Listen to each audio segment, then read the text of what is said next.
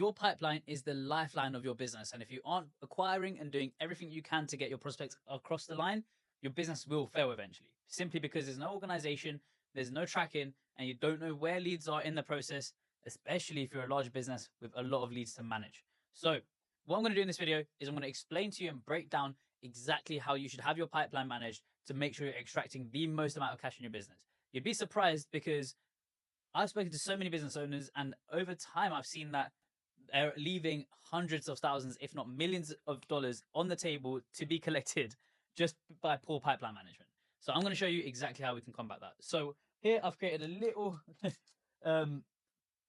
pipeline here to kind of demonstrate how your leads come in, how they should be managed, and how they should be sold and converted, right? So across your pipeline, first of all, before we even get onto this, you need to have a lead management platform. So you need somewhere that actually brings in the leads, make sure they're all organized, make sure they're ranked, or if you have different products or services, they're coming in for those and they're tagged correctly before you even get to the pipeline. So if you don't have that, implement that. If you need any help on that, book a call in with me. I'll be more than happy to just walk you through that process.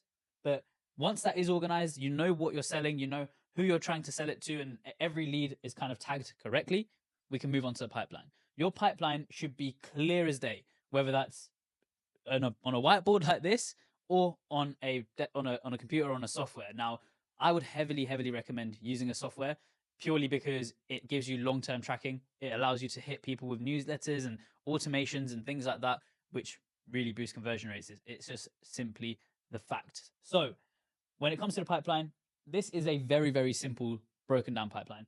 Yours should be a lot more granular depending on the product or service you're delivering, right? This is very broad, but you can have every stage of the sale in your pipeline. You need to have that, whether that's how you're attracting the leads. So you can have, your pipeline for leads from paid ads, leads from organic traffic, leads from, lead sources that you pay for, and different things like that. They should all be there in one place so you can actually track what's delivering the highest return, especially when it comes broken down into the order value of your client, right? Then you obviously have your nurture stage, how they're being engaged, if there's different engagement methods you're using, email, text, and different stimuli there, that should be broken down in the pipeline so you can kind of track that as well.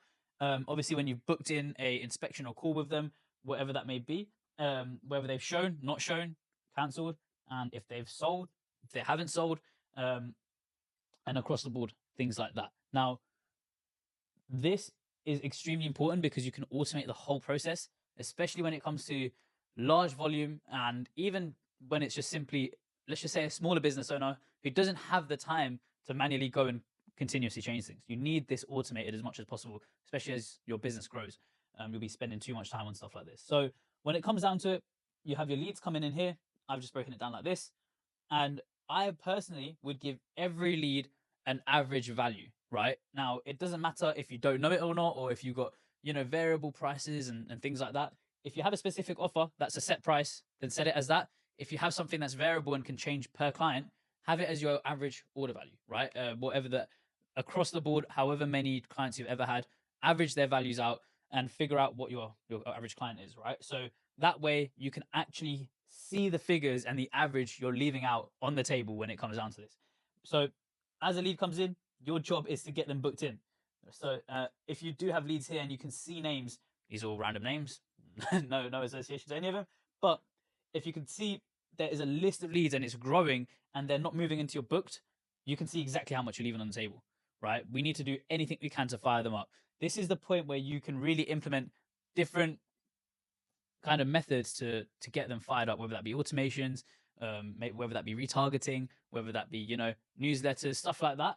You can kind of really test on your leads that are coming in, especially if they've been there and they're just dropping down as new leads are coming in. The ones that have kind of stuck, you need to get them out, and it's an art form. Once you perfect moving a lead to a booked call, and you can have a really solid KPI when it comes to that, your business is going to scale massively. You might not even be able to handle the flow of clients that come in after you do that, because it's such a trick, and essentially it's just a numbers game once it comes to book calls or book inspections or whatever you guys do, because whether your closing rate is 20% or 60%, the more you have of these, the more that are going to end up here. So you want to make sure that these go here as much as possible. So here, as you can see, let's just say that your average order value is 7.5K. You've got 3 clients here. My maths is awful. That's 22.5K I think, left on the table here that needs to be converted into book calls. If you didn't have this, you wouldn't know how much you're leaving on the table. And so many of you are leaving so much on the table just by not having a clear system or process to be able to manage this. So you have your 22.5K here, and you've got your 15K here. You've got your kind of cancelled no-shows here, and like I said, the sold, right? Only where you can see where it says sold, I actually put in the exact value that that client is worth. Just again, so you can track it and you can keep it clear cut. But other than that, it's an average value. So obviously, you know how to book them in here. And then from here, you can kind of see the rates and the conversions and what's actually going on. Because if they've come into booked and they've then cancelled or no showed, there's a few things that are wrong here. Okay, maybe the client simply couldn't make it. However, that would cause a reschedule. What this simply means is that your client or that prospect didn't think your offer was important enough or valuable enough for them to even join the call. And what you need to do is make sure that you do everything you can to get them on the call itself. And you need to position yourself as an authority figure. If you're stacked up here, it means that you're literally leaving that much cash on the table, however big this side of things is, because they are already high intent. They've booked in a call with you. They are interested in whatever you have to sell, but there's clearly just something that they're not seeing the importance in. Maybe they're disqualified. However, that's something that you need to know, and you need to pinpoint where the issues are to be able to grow. So the bigger the cancelled or no show kind of stack is, it's not a bad thing, because on first impression, you've got a lot of interest in the business. However, you're throwing money down the drain here because it costs you to get leads, unless you're doing word of mouth, but it's kind of rudimentary and it's not consistent. Unless you're doing that, every lead here is costing you money, and you're losing X amount just by letting them sit there. They go into your competition. You're going to lose business overall in the long run. So that is super important. And then obviously, when it comes to sold, the list you have, you can find out your average order value. You can obviously then send out, review requests, and you can really build out on this. You can then go for the word of mouth. You can ask for the referrals here with each and every one of these clients. As they come in, this is so valuable, because then you can have automations to say, 6 months down the line, can you please hit them and ask them how things are going? Because at the end of the day, they might need your service for something else. They might know someone that needs a service or anything of the sort, So when it comes to that, it's super important that you keep track of your closed clients and you keep pinging them and across time. Obviously, you don't want to hound them, but you should have a process in place where it sends them emails, sends them texts, keeps you at the forefront of their mind when they need something again, or where they know someone that needs something again. It's super important. Okay. But kind of giving an overview on this, I typically only keep the name of the prospect and the order value, just to keep the numbers at the forefront of your mind. Because if you're not concentrating on the numbers, you're not going to get the numbers. So it's super important that for me personally, I keep the values there. However, if you do have different products or services, it would also be of use to keep them here as well, right? And then obviously, if you offer a software and do this via the software, you can click on them and you can actually get more information on them. But to me, nothing else matters but their names and their values. So when I call them up, I can actually hit them and obviously know their name and things like that, and have that long-term nurture process. So this is an overview of the pipeline stages and how you can kind of manage them. Again, when it comes down to it, the kind of key and what's actually going to scale your business is the automation side of things. So every stage should have automations.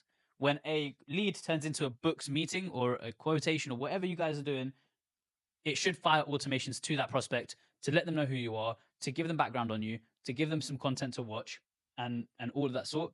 When they cancel or no show, another automation goes out to kind of get them rebooked, find out why they rescheduled, things like that. Otherwise, you're just leaving these things dead, right? At the end of the day, your product or service isn't at the front of most of your prospects' minds, right? They're not thinking about you all the time, even though you're thinking that they're important and things like that, and you want to sell them. They're not thinking about you all the time. So you need to keep kind of reminding them of who you are. And when it comes to the cancel no show, just having a simple campaign that kind of lines them back up if they're busy at that time and they just completely forgot about it, can convert them into sold deals. And once you kind of figure out all the numbers here, I know it can sound tedious and taxing and a mind fuck, if you want to say, but once you figure that out, you're gonna scale and you're gonna see so many better results, because you're gonna be managing your clients better, you're gonna be converting more deals, and you're going to understand your figures and your rates, so you can actually invest where it matters rather than where it doesn't. But other than that, appreciate your time. If you do need any help, obviously hit in the comments or book a call with me, and I'll be more than happy to go through your whole system for you and optimize your booking rates and your closing rates. Other than that, have an amazing day, and I'm looking forward to seeing you in the next videos.